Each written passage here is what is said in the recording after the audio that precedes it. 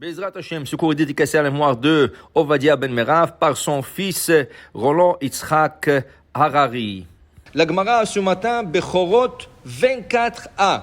Tanya, Alokeach Bema Minika Minanochri. Il y a une mitzvah de racheter le premier-né. Mais la Torah dit, Ba'adam ou Ba'behema. Chez l'homme et chez l'animal aussi. Okay? Ce n'est pas tous les animaux qu'on fait Pidyon Ben, okay? Pidyon Behema. Mais, par exemple, keves, osim lo pidyon ben, ez, mouton, chèvre, chamor. Kadesh li peter kol chamor, bevne Israël. Chamor, le l'âne. Pourquoi l'âne? Pourquoi on fait pour l'âne?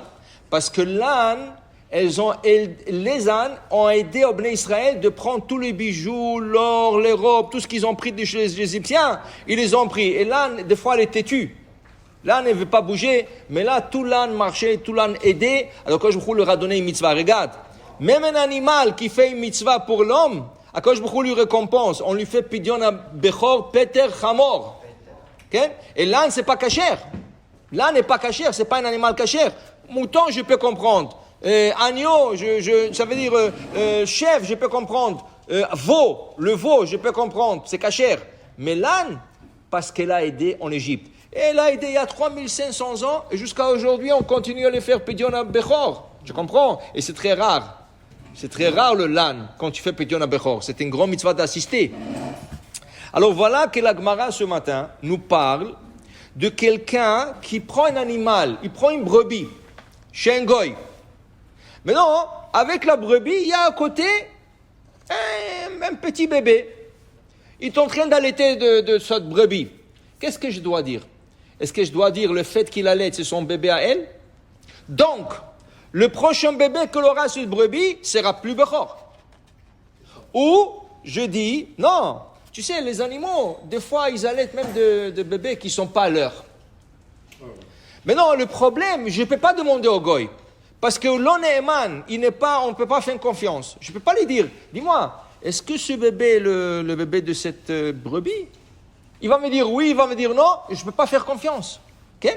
La seule fois que je peux faire confiance à la parole d'un goy, c'est quand c'est Masiah, le fitumo, quand il parle par innocence. Qu'est-ce que c'est innocence?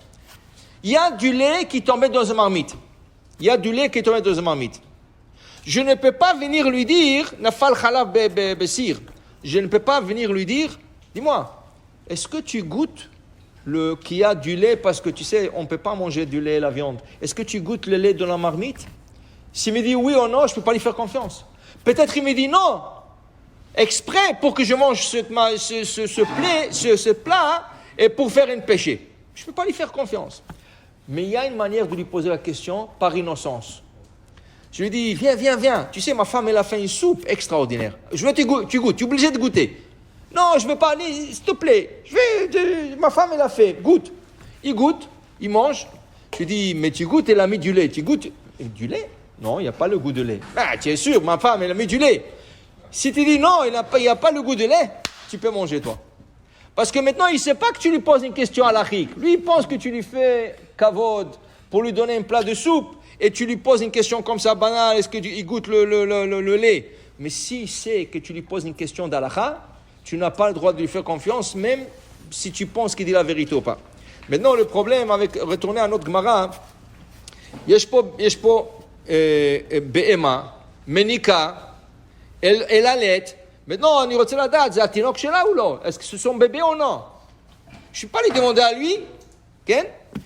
Il dit ici, Abba Acharav, le prochain bébé, Atinok Sheba Acharav, Bechor Misafek. On peut pas savoir maintenant. Est-ce que c'est son bébé à elle? Ah, donc le prochain, ce n'est plus Bechor? Ou je ne sais pas. Alors Misafek, qu'est-ce que c'est? Je laisse pète l'animal jusqu'à qu'elle reçoive un défaut physique. Elle se déchire une oreille, elle se casse la patte, quelque chose comme ça, et après je le rachète. Ça peut prendre des années. Mais on n'a pas le choix, ça fait. Et tu ne t'amuses pas parce que tu n'as pas le droit de manger, parce que le Bechor appartient au Kohanim. Maintenant, pourquoi? Dit la Gemara, mipne shemerachemet afalpi she'ena yoledet. Les animaux de la nature, des fois, ils vont allaiter un bébé qui n'est pas leur, par pitié. Les animaux aussi, ils ont pitié. Okay? Les animaux aussi, ils ont pitié. Je t'aime, rachamim, la hayot. Alors, par pitié, elle va donner, allaiter son lait à un autre bébé. Rabban Shimon ben Gamliel Omer, Davar bechezkato, vechen aya Rabban Shimon ben Gamliel Omer. Rabban Shimon ben Gamliel nous dit, chazaka. Qu'est-ce que c'est chazaka? Il faut prendre les choses comme telles. Qui veut dire quoi? Anichnas letoch edro balayla. Tu rentres dans le troupeau la nuit. Et qu'est-ce que tu vois? Ke'eser kechamesh esre mavkirot, veshena mavkirot. Tu vois 15 brebis, et sur les 15, tu connais qu'il y a là-bas 7 qui sont mavkirot, qui n'ont jamais donné naissance. Ça veut dire que leur bébé va être de premier-né. Il y a 8 qui ont déjà eu de bébés. Et tu le reconnais, toi. Tu connais les brebis, toi. Toi, tu es le berger, tu connais les brebis. Oui. Non, il reconnaît.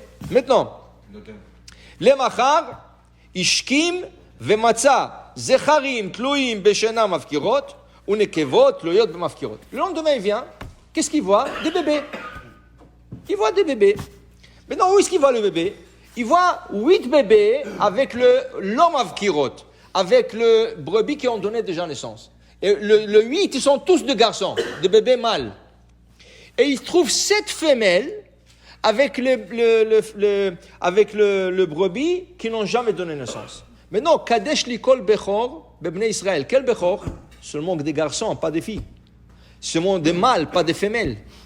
Okay? À qui on fait Pidyon Aben? À des garçons, pas des filles. Maintenant, qu'est-ce qui arrive? Ils trouvent 8 chez le Lom Avkirot.